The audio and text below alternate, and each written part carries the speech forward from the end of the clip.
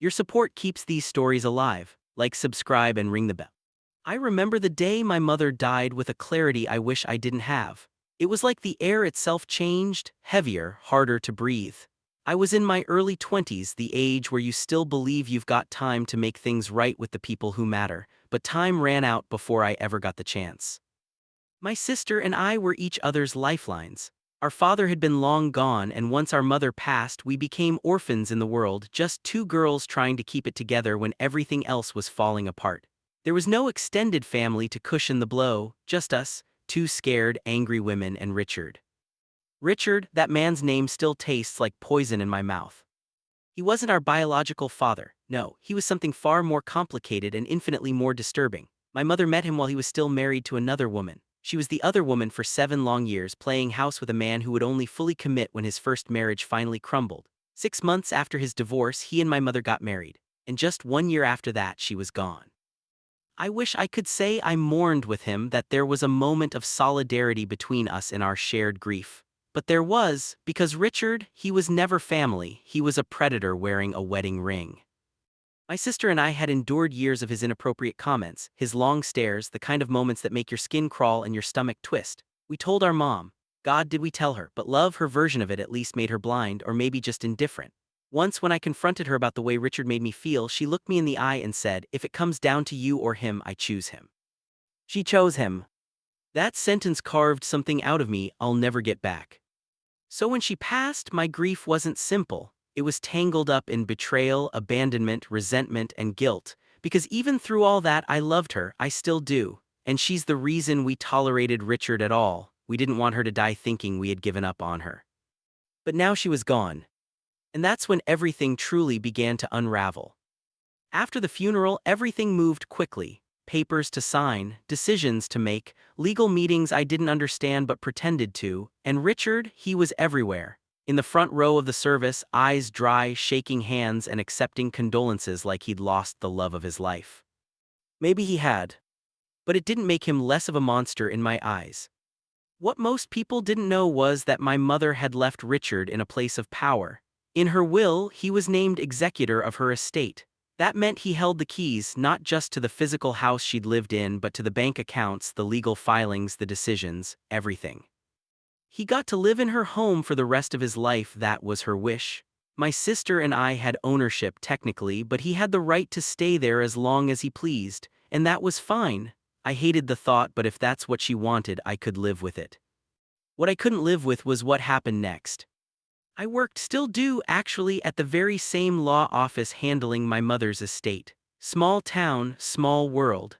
I was filing paperwork one day when my boss slid a manila folder across the desk and said, "Need your signature on these."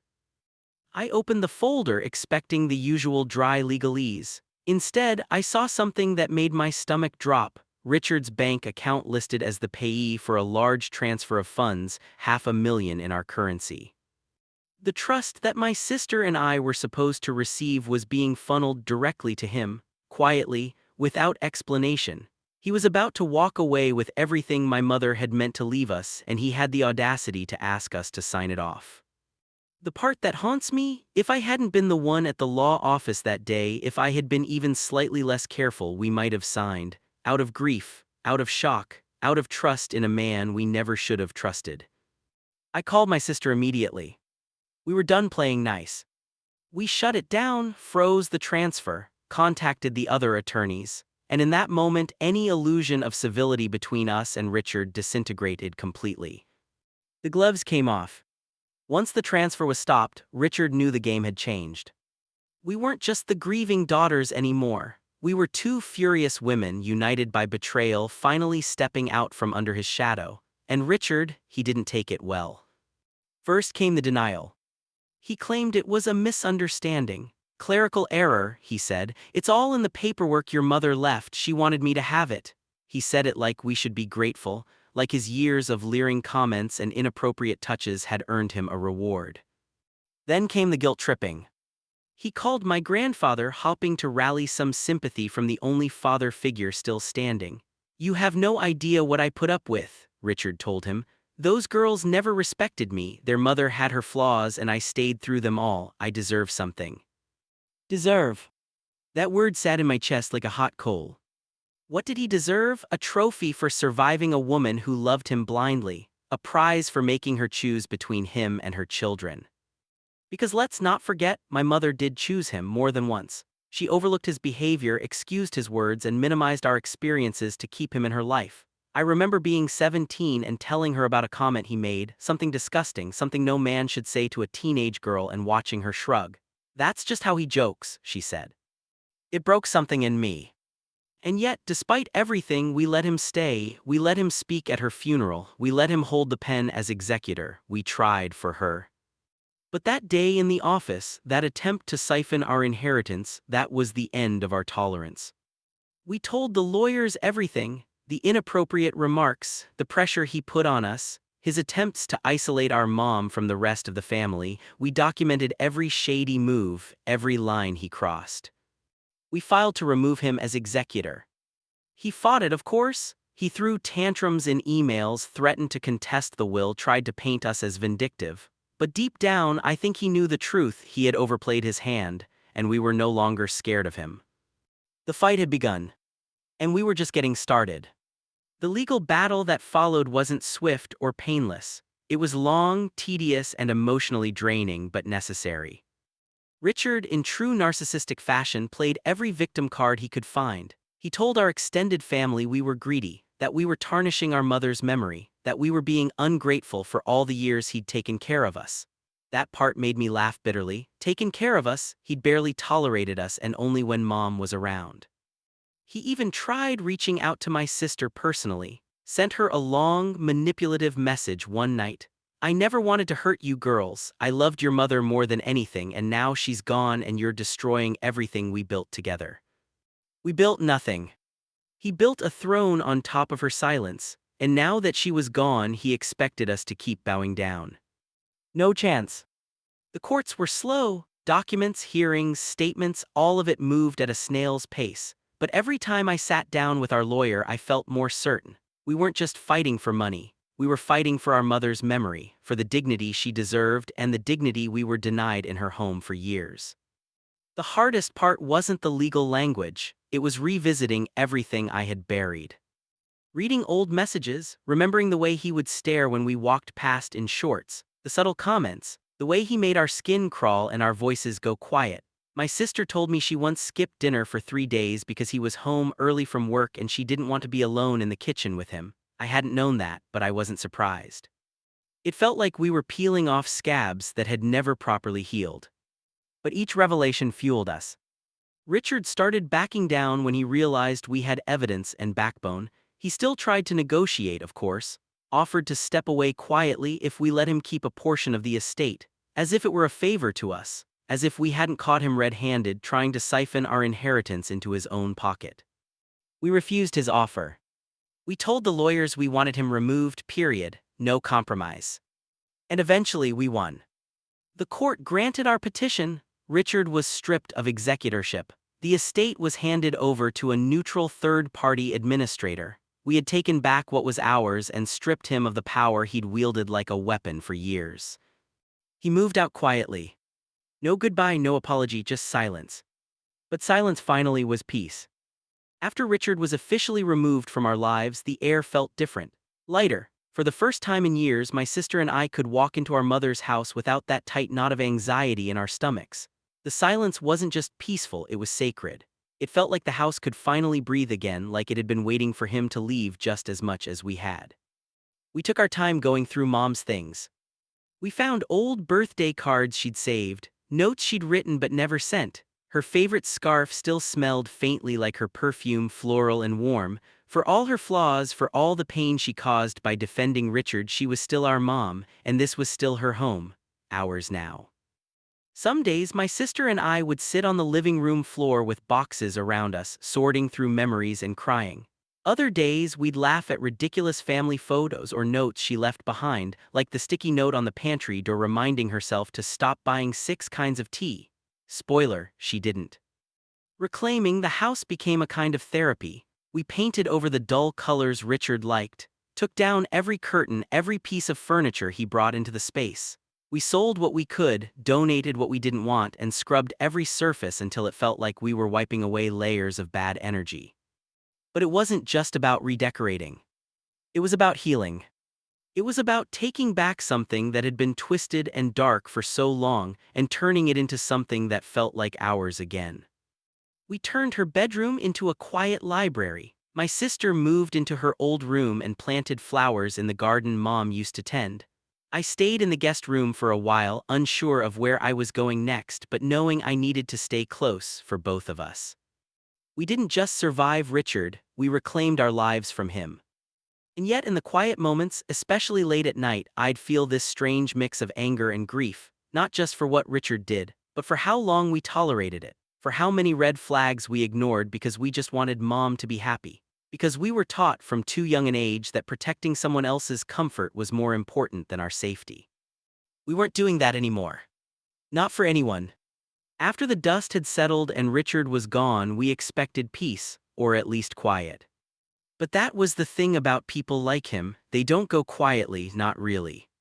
First, it was the emails. Long, self-pitying messages full of twisted logic, how we misunderstood everything, how we were poisoned against him, how he sacrificed so much to be with our mother. He never once apologized, not for what he said, not for what he did, and certainly not for trying to steal from us. No, he believed he deserved it. Then came the letters to our grandfather, handwritten, dramatic, pleading. He tried to turn him against us. Claimed we were greedy, ungrateful, vindictive. He said we were throwing away the only family we had left. That word family started to sting. He used it like a weapon. Like an excuse. Like a shield. Family didn't protect me from being leered at in my own kitchen. Family didn't stop him from whispering disgusting things under his breath when my mom wasn't around. Family didn't stop him from making me feel unsafe in my own home. And family definitely didn't stop him from almost stealing $500,000 from the daughters of the woman he claimed to love. So no, he didn't get to call us family anymore. And yet he kept trying, one message after another. Even had the audacity to contact some of my mom's old friends, spinning stories about how we kicked him out onto the street and took everything from him. Never mind the fact that he walked away with a six-figure settlement just to disappear. But here's the part that got to me most: some people believed him. They saw him cry, heard his sob stories, looked at two young women with money and thought they must be the problem. They didn't see the years of silence we endured, the emotional manipulation, the trauma we never even told anyone about. It made me realize something important: there's a price to protecting yourself. When you finally say enough, some people won't applaud your strength. They'll resent your boundaries, especially if it makes them question why they stayed silent too. We were painted as villains in his story because it was easier than facing the truth, that Richard was a predator and everyone let him be one. So we stopped explaining ourselves. We didn't need to convince anyone anymore. We had survived him. That was enough. The house was quiet now. Too quiet sometimes. For years, that house was filled with tension I didn't have words for, holding my breath every time Richard walked into a room, listening for the tone in his voice, watching my sister's eyes whenever he got too close. We never said it out loud back then, but we both knew, we always knew. And now, it was just us, me, her, the echo of our mother's laughter in the corners, the places she loved, her favorite mug still on the shelf, the garden she tended out back, the smell of her shampoo faintly lingering in the bathroom. It was her house, and now by law and blood it was ours. But it didn't feel like a victory. It felt like cleaning up a battlefield. After Richard was gone, we spent weeks going through everything. We boxed up his leftover junk, old clothes, tacky cologne bottles, a drawer full of coins and keys and papers we didn't care to read. He hadn't even bothered to take them with him. That was the thing with men like him, they leave messes behind. We found pictures of his ex-wife, letters to her, bills he never paid, a collection of junk he had hoarded in our mom's closet. He took what he could from her life, and what he couldn't carry, he abandoned. But we also found something else. Tucked away in a shoebox under layers of receipts and folded papers, we found a stack of photos of us, me and my sister, with our mother. Some printed, some Polaroids, some candid snapshots from birthdays and holidays and lazy afternoons, ones we didn't even know existed, ones where Mom was smiling with her whole face like the world hadn't worn her down yet. And in those pictures, Richard was nowhere to be seen. That's when I realized something: this house was never his, not really. He lived in it, slept in it, pretended to be a part of it, but he never belonged to it. He didn't build it. He didn't fill it with warmth. He didn't sit cross-legged on the floor with us on Christmas morning or dance with Mom in the kitchen when the radio played something she loved. He was always on the outside, always watching, always waiting. And now he was gone, and we were still here. So we cleaned, we painted, we ripped up the ugly rug he picked out and donated the broken lamp he insisted on keeping. We filled the house with music again, with light, with our own laughter. We made it a home. Our home. And for the first time in years, I didn't feel like I was holding my breath. I could finally exhale. There's this strange expectation that when justice is served, even partially, you get closure. That somehow a courtroom signature or a bank transfer or an official letter means everything gets tied up neatly in your heart. But life doesn't work like that. After we got Richard out of our lives, I kept waiting for something I didn't even realize I needed: an apology, a conversation, a moment of accountability. It never came. He never once said sorry. Not for the years of discomfort he caused, not for the perverse comments that still echo in the back of my mind, not for the tension he shoved between me and my sister, not for the way he treated our mother like a possession, not even for trying to steal from us after she died. Instead, he painted himself as the victim. A poor old man pushed out of the only home he knew, a grieving widower who sacrificed years of his life for a family that never loved him, a misunderstood soul who only wanted what he deserved. He said that word a lot: deserved. Like being around us was some punishment he endured, like parenting us, protecting us, showing decency to teenage girls who just lost their mother was optional, was negotiable, was something he could charge for years later. That word stuck with me. Deserved. What did my sister and I deserve? We deserved a stepfather who didn't make us flinch when he walked in the room. We deserved a mother who put us before a man who ogled us. We deserved a peaceful grieving period, not a legal war zone with forged documents and lawyers. And more than anything, we deserved someone to say, "You were right, I was wrong, I hurt you, I'm sorry." But he never did. Even when he gave up the executorship, even when he took the payout to disappear, even when he left the house with his shoulders slumped and his voice shaking, even then he didn't look us in the eye and own what he did. That's when I realized some people carry their shame like armor. They convince themselves they're victims so they never have to admit they were villains. So I stopped waiting. I stopped hoping he'd wake up one morning and see us as humans he'd hurt instead of obstacles he had to navigate. Because if closure was going to happen, it wasn't going to come from him. It had to come from me. From the strength it took to fight back. From the sisterhood we rebuilt after years of silence. From reclaiming our mother's house, our mother's memory, and our right to heal. That was the apology I gave to myself. And finally, I started to believe it was enough. The house was quiet after Richard left. Not just the kind of quiet you notice when no one's around, but the deep, soulful silence of a space finally allowed to breathe. It was the first time since my mother's funeral that the air didn't feel thick with tension. No lingering scent of his cologne, no boots by the door, no unspoken threats lingering in the corners. Just us. My sister and me. In the house. Our mother's house. It was strange seeing it as ours again. For so long it had felt like a battlefield, every room layered with emotional landmines. The kitchen where he would stand too close. The hallway where he'd joke with words that made our skin crawl. The living room where he'd sit like a king in someone else's castle. But once he was gone, the space transformed. We repainted the living room first, not because it needed it, but because we needed it. We picked the color our mom always said she liked but never used. A soft green like sage, calming, healing, rebellious in a way because it was a choice we made together for us. We took down his curtains. Replaced the lights. Hung up photos, real ones, of family, of our mom, younger and smiling, of us as little girls in matching dresses. Photos Richard would have rolled his eyes at, claiming it was all too sentimental. For once we got to be sentimental.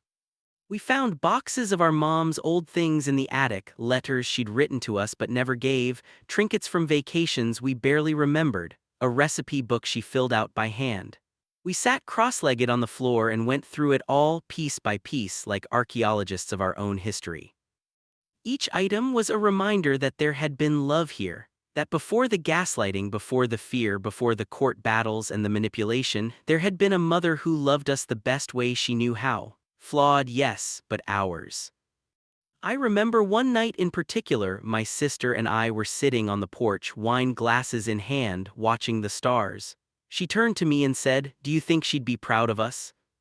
And I didn't hesitate. Yes, I said, I think she'd be relieved. Because we weren't just surviving anymore, we were reclaiming.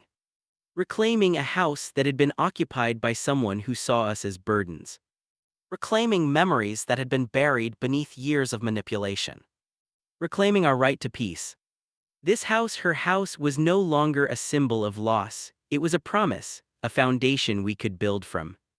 And as we sat there under the stars, we knew something for sure. This wasn't the end of her story. Or ours. It was finally the beginning. It took years to come to terms with everything that happened. Years of waking up in that house and expecting to find Richard's shadow in the hallway. Years of catching my breath every time a letter arrived from a law office, even though the case was closed. Years of therapy, of conversations with my sister that started with "Do you remember when?" and ended with silent, mutual understanding. But eventually the fear faded. The shame burned away. And what was left was fireproof. Richard disappeared from our lives just as we'd asked, bought out with enough money to keep him from dragging us back into court, but not enough to let him forget what he lost. We heard whispers here and there that he tried reconciling with his children and failed, that his second divorce left him penniless, that he downsized to a tiny apartment far from the city. Lonely, bitter, forgot. It wasn't revenge. It was gravity. He was never built to carry the weight of real love, of family, of legacy. He wanted power, money, obedience, and in the end, all he had was silence. But we built something from the ruins. My sister enrolled in law school. She said she wanted to make sure no other girl would ever have to depend on a predator pretending to be protector. I started writing this story and others because someone needs to say it. Not every abuser is loud. Some wear smiles and wedding rings and whisper just low enough that no one hears your fear. We made our peace with Mom, too, in bits and pieces. It's hard to love someone who made such dangerous choices. Harder still to realize they knew and looked away. But I think in her own way she hoped we'd be strong enough to clean up the mess. And we were. God, we were. Sometimes I still dream of that house. Not as it was when Richard lived there, but how it is now, bright, warm, full of life. There's music playing, the windows are open, and my sister's laughter is echoing down the hall. It's not haunted anymore. And neither am I. If Richard ever thinks of us, if he wonders how we're doing, if he regrets what he tried to take, I hope he knows this. You didn't break us. You built us. Brick by brutal brick. And we're still standing.